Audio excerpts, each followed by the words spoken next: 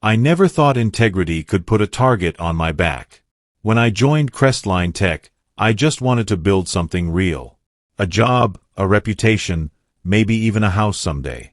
My boss, Mr. Raymond Brooks, saw my drive early on. Within a year, I went from a junior technician to project supervisor. Raymond said I reminded him of himself, hungry but humble. That's how I got close to his family. His wife, Tasha Brooks, was a sharp, stunning woman in her mid-30s, always dressed like she was heading to a red carpet. At first, she was polite, even warm. She'd visit the office sometimes with lunch for her husband, and she'd always greet me with a smile. But one Friday evening, everything changed. Raymond had flown to Houston for a business summit, and I stayed late finishing a report.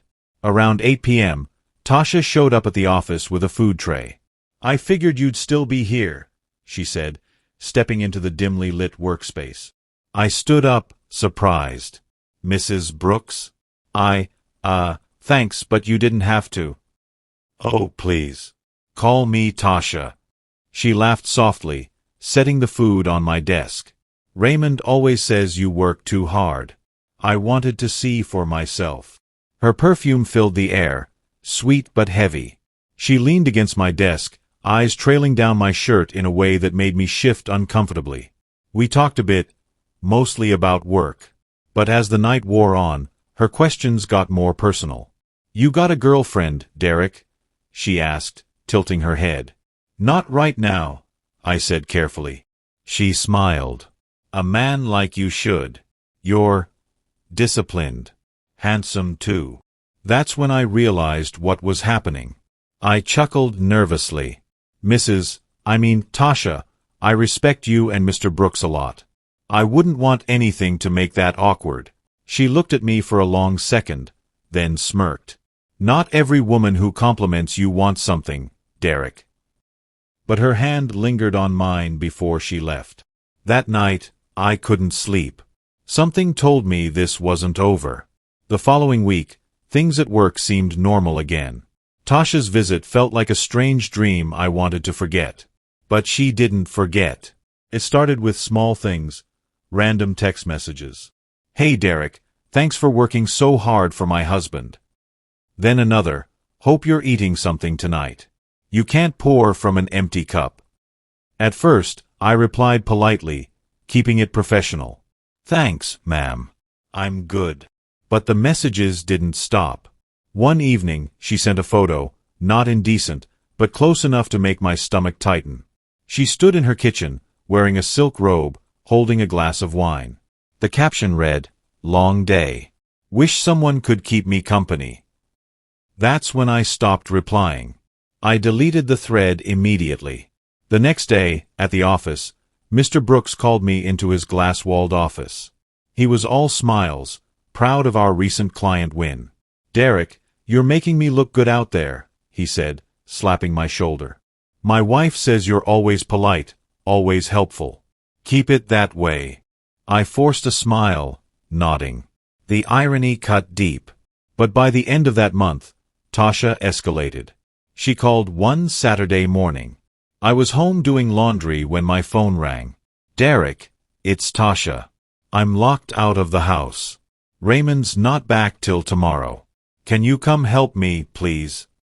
It felt wrong. But she sounded desperate. Against my better judgment, I drove to their suburban home. When she opened the door, she was in a thin camisole and shorts. I looked away immediately. "You said you were locked out." She smiled faintly. "I was. But I got in through the back. I just didn't want to be alone." I froze. "Tasha, this isn't right." She stepped closer. "Why are you so afraid, Derek? Don't you want me?" I backed away. "You're my boss's wife. You need to stop this." Her face hardened instantly. "So you think you're too good for me?" "No, ma'am. I think I know what trouble looks like." Her eyes narrowed. "You'll regret this." I left without another word. My hands trembled on the steering wheel all the way home. I didn't know she meant those words literally. 2 days later, I walked into the office to find whispers everywhere. Conversations stopped when I entered. People avoided eye contact. My friend in accounting, Reggie, pulled me aside. "Bro, what's going on between you and the boss's wife?" I frowned. "Nothing." "Why?" He hesitated. "Man, she told Raymond you tried to force yourself on her Saturday night." My heart stopped. "What?" I whispered. Reggie nodded. "She said you came over when he was away, made a move on her, and she had to fight you off." For a moment, the room tilted. I felt heat rise in my chest. "That's a lie, Reggie. I went there because she said she was locked out." He raised his hands. "I believe you, man. But you better get a lawyer, 'cause HR's already involved."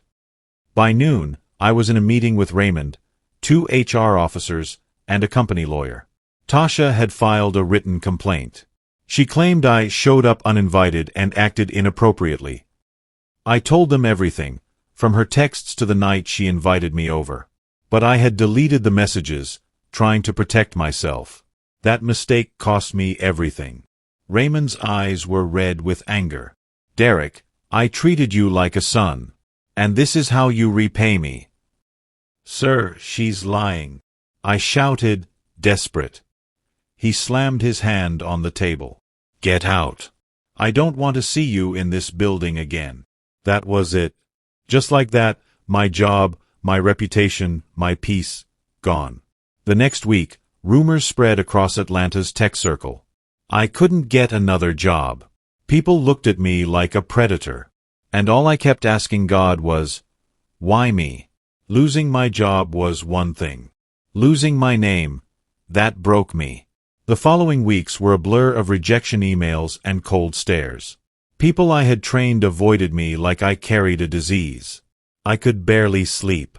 My rent was late. My mother called often, worried. "Derek, baby, you sure you didn't do anything to that woman?" she asked one night, her voice trembling through the phone. "Mama, I swear to God, I didn't. She came after me." I said no. There was a pause, then a sigh. "Then stand on that truth. It'll shine one day. Lies don't last forever." But in those days, it sure felt like they did. I started doing delivery jobs just to survive. DoorDash during the day, Uber at night. Some days, I'd pass Crestline's building and feel my chest tighten. Then one evening, something happened that changed the air around my story. I was delivering an order to a hotel downtown.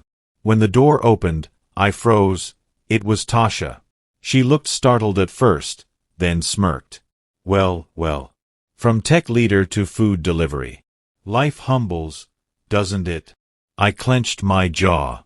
"You destroyed my life for what, Tasha?" "Because I said no." She stepped closer, voice cold. "You think you were the first man to say no to me? I just don't like being embarrassed."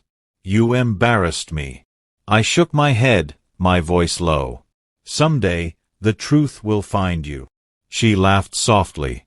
"Truth? I own the truth, Derek. No one believes a broke man." That night, I drove home with tears burning my eyes. But deep inside, something shifted. I wasn't going to die in silence. I went online, searching for legal aid organizations. Maybe I couldn't afford a private lawyer, but I could fight back. I didn't know that while I was trying to rebuild, someone else had started watching and recording. 2 weeks later, I was at a small diner downtown when Reggie walked in. He spotted me and came over fast. "Bro, you got a minute?" he asked, sliding into the booth. "Sure," I said wearily. "What's up?" He leaned in. "You remember that night she accused you, the Saturday?" "Yeah. Well, the company got new smart cameras installed that same week. I just found out IT saved footage from the visitor log." My heart raced. "What kind of footage?" "She lied, man. You didn't show up uninvited. She buzzed you in herself. And she wasn't scared or panicking. She was smiling when she opened that door." I froze. "You're serious?" Reggie nodded. Serious as a stroke. I got a buddy in IT who pulled the clip. He's risking his job for this. For the first time in months, hope flickered. That evening, Reggie sent me the footage. My hands shook as I watched, Tasha unlocking the door, greeting me with a grin. No sign of struggle, no distress. I saved the video, made backup copies, and took it to the same legal aid office I'd visited days before. A young black lawyer named Alicia Green looked at me with a calm confidence. "This could change everything," she said after watching the clip. "But we'll need to move fast. You've got grounds for defamation, wrongful termination, and emotional distress." "Can I win?"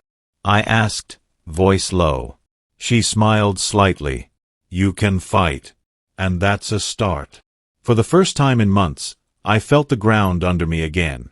When the court summons reached Mr. Brooks's mansion, it hit like thunder. The company tried to settle quietly at first. But Alicia refused. "He deserves his name back," she told them. A week later, I saw Raymond for the first time since the firing. We were in the hallway of the Fulton County Courthouse. He looked tired, older, and ashamed to even meet my eyes. "Derek," he said quietly, "why are you doing this?" "Because I didn't do what your wife claimed," I said evenly. "And you destroyed me without listening." He opened his mouth, but Alicia called me inside the courtroom. The proceedings were tense. Tasha came dressed like a grieving saint, eyes downcast. Her lawyer painted her as a victim of manipulation. But then Alicia played the footage. The room went silent. The video clearly showed Tasha smiling, welcoming me in, brushing my arm.